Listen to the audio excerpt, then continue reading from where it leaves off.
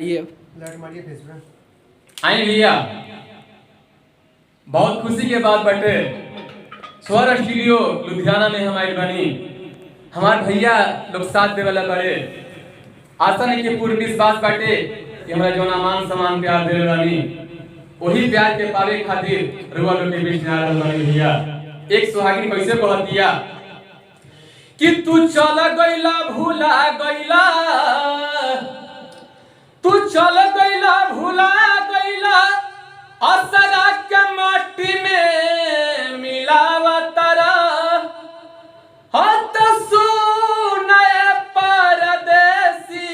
बलमुआ तोहरा बिना गाँव निकना लगता। बहुत तरी जब मुर्गा भोर के बोलता कुकरू कु सुहागिन जाग जाता रे मुर्गू से कहत या कि मुर्गवा रोज तू बोले करेले कुछ ऐसा खास बोल कि हमार बलमुआ शहर पंजाब में रहले गांव कब है राजा जी कैसे कहतिया हो कैसे कहतिया अरे तो सुगनी कहेली कि शुभ बोल रे मुर्गावा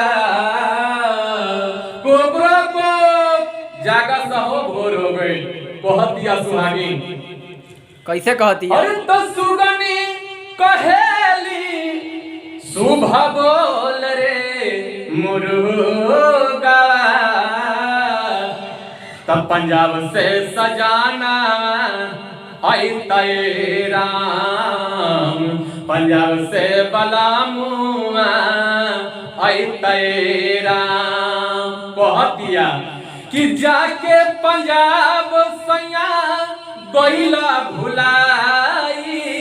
आ कौना पंजाबी से नहीं लगावल। ये संतोष भैया ई दुखिका से कही कह दिया कि जाके पंजाब सैया आ गइला भुलाई आ कौना पंजाबी कुड़ी से गइला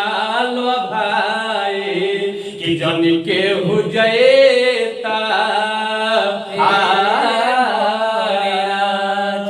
और जन के हो जयता अरे पिया के बोलता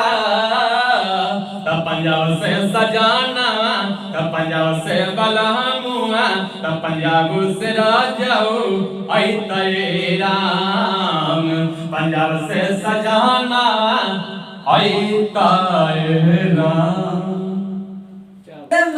गाड़ी ओ सपना में देखनी राते